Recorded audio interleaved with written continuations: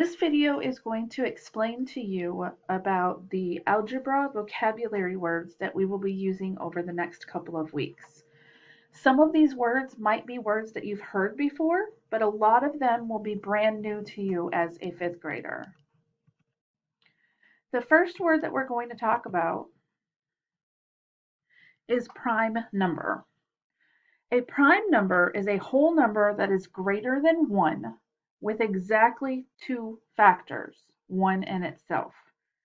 So the numbers 5, 17, and 2 are considered prime numbers because the only factors they have are 1 in itself. So 1 times 5 is 5. There's no other whole number that I can multiply to get the number 5. Same thing with 17. 1 times 17 is the only way to multiply to get the number 17. Now, most students, a common misconception with them is that all odd numbers are prime, but that is not true. There are some odd numbers that are composite that we'll talk about in a minute. Now, there is only one even number that is a prime number, and that is the number 2, because the only factors of 2 are 1 and 2. But every other even number, 4, 6, 8, 10, and so on, are considered composite numbers because they have 3 or more factors. So 2 is the only even prime number. So then we have composite number. The definition for that is a whole number greater than 1 that has more than 2 factors. So there we have the number 4. I can multiply 1 times 4 and 2 times 2, which means that there are 1, 2, 3 factors. That's more than 2 factors. And here we have 9. 9 is an odd number, but 9 I can make by multiplying 1 times 9 and 3 times 3, which is 1, 2, 3 factors, more than 2. Okay, so that's what I was just saying about those odd numbers. Not every odd number is prime, because if I have more than 2 factors, it is a composite number. The number 12 has a bunch, oh my goodness, 1, 2, 3, 4, 5, 6 factors that make up 12.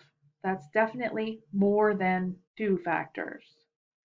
So every whole number 2 or greater is either a prime or a composite number.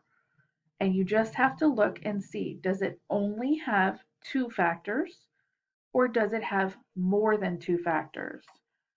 Only 2 factors gives you a prime number. More than 2 factors is composite. Then we come to order of operations. This is a long definition. It says the order in which operations are done in calculations. The order in which operations are done. That's the whole idea of order of operations. Okay, so operations inside parentheses are done first. P stands for parentheses. Then multiplication and division are done in order from left to right. And finally, addition and subtraction are done in order from left to right. So the P stands for parentheses. The E is exponents, which is not something you do in 5th grade. You'll do those in 6th grade.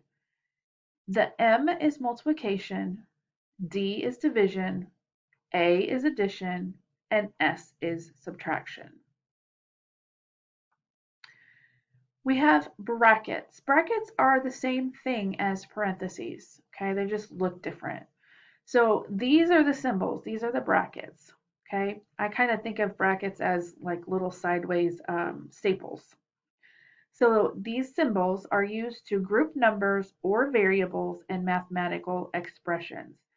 So when I see these brackets, just like when I see parentheses, that means that that operation has to be done first. So I must do 2 times 3 first, and then I add my 4. Same thing with parentheses. They mean exactly the same thing as brackets. Okay, they show which operation can be done first. So same thing here. These parentheses tell me that 2 times 3 has to be done before I add the 4.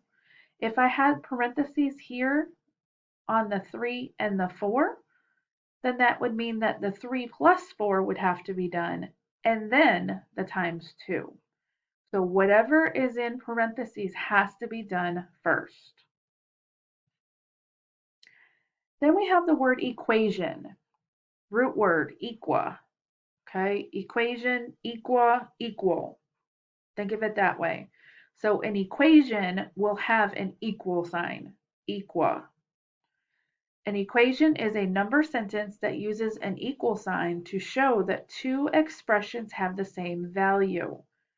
Guys, you've been doing equations from like the very first time you started doing stuff in math in kindergarten. Okay, this is an equation. 3 plus 2 equals 5. Equa, equal. If it has an equal sign, it's an equation. Then we have what's called a numerical expression. The root word of numerical, numer, is numbers. Okay, numer deals with numbers. Okay, an expression is a mathematical phrase that contains numbers and at least one operation. An expression does not have an equal sign. Okay, so that's the difference between an equation and an expression. An equation has the equal sign, an expression does not. Okay, so notice here, there are no equal signs. Okay, it must contain numbers and at least one operation. So this has 3 numbers and 2 operations. So does this. This has 4 numbers and 3 operations. So both of them are numerical expressions. Then we have algebraic expression. Again, an expression is a number sentence without an equal sign. Okay? Anytime we see this word algebra, that really means that we have something that's missing. And the way that we show that something is missing is by using a letter to stand for the missing part.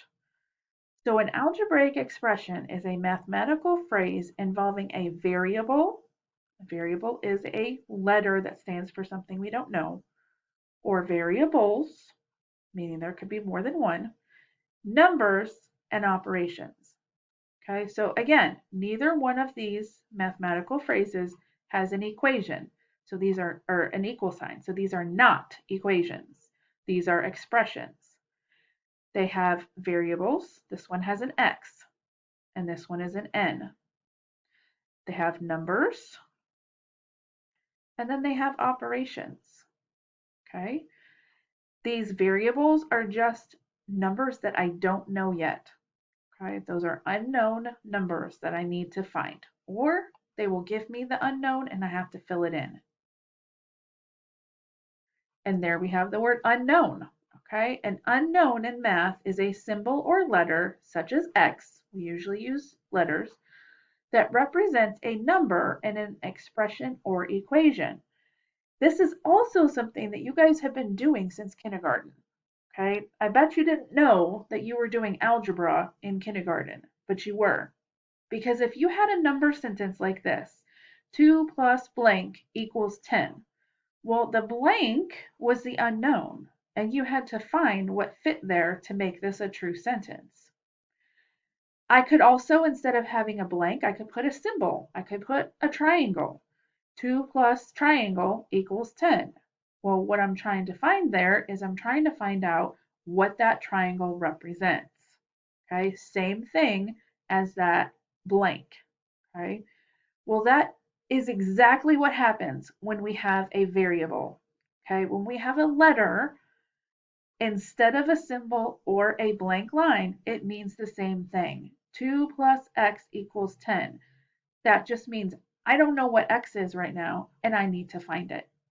So putting this x here is exactly like having a symbol or a blank line. And those are our vocabulary words that we're going to use for the next couple of weeks.